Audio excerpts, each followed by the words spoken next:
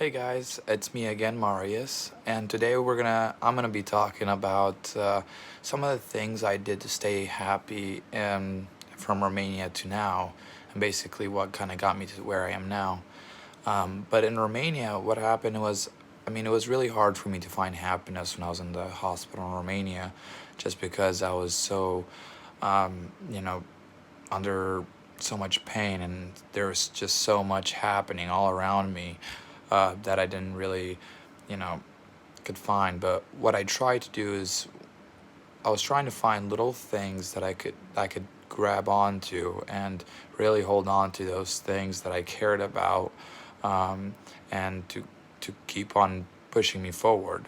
So, for example, one of the things that I really wanted, this is when I was first waking up from the coma, finally kind of uh, understanding what just happened, because I was still under a lot of shock with all that pain. And so I was still healing my mind mentally.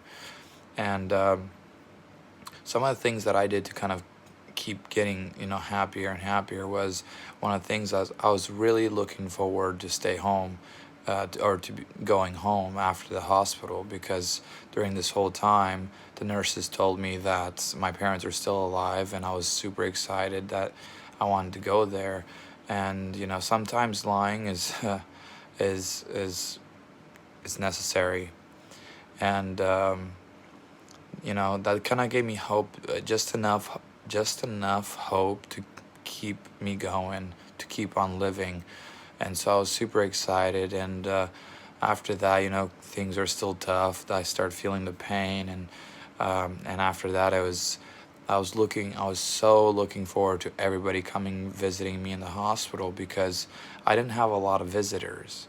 My brother, he was 18, my sister was 16, and I didn't have that many visitors. My brother would come and visit me for a day or two.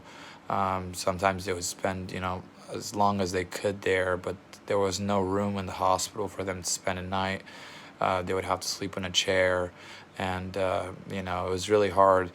But I was always looking forward to the visits. My neighbors would come and visit, my brother, my sister, my aunts and uncles, and it was really fun to kind of, just you just enjoyed the little things that I had left. That was the only thing that I could enjoy.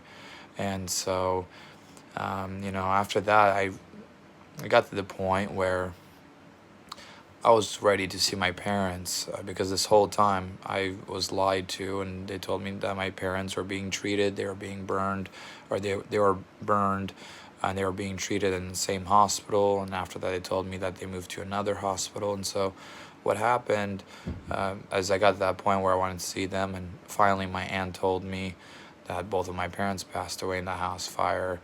And that was the hardest moment for me, I would say, in that time, because I kind of went into super deep depression where I had a fort over me, just, blankets kind of going over me. And I just went in there for 2 weeks. I wouldn't eat or drink on anything. And I wanted to give up. That was it. Like, I wasn't really, like, I just, what happened was the nurses and doctors, they actually came there and threatened me. They were like, Marius, if you don't eat or drink, we're going to have to put an IV in your arm to give you the water, and also put a tube through your nose so that way you can eat, because I wasn't getting the, you know, nutrients I needed. And so eventually I started kind of getting better, because I didn't want that. I hated the tube, I hated the IVs. And so I just kind of kept it going. And what happened next was just crazy. Um, so before too, though, I met Jessica and Ashley. I forgot to mention to you guys, but I met Jessica and Ashley, and we were talking.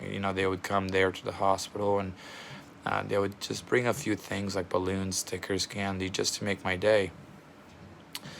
But what happened is, after the Jessica and Ashley learned that my parents passed away, they actually started contacting their families here in America to see what else they could do to help me out, because I literally had nothing else to go home to. That was it. And so They contacted their families to see what they could do, and eventually they found a hospital here called Shriners Hospitals for Children that were able to do my surgeries at no cost. And then Ashley and Jessica came to me and they were like, Marius, how would you like to go to America?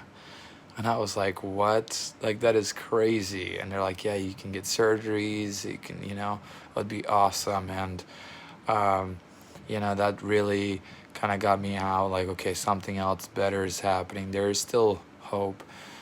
And that's kind of where I'm leading towards is a lot of things in our lives can happen out of this sudden. You just don't, you never know what's going to happen next. But I'm promising you that, and I don't promise, but I promise you, if you keep on trying and you can make it through that tough moment, that there will be someone there that will want to help you, and it will get better eventually. You just got to give it time.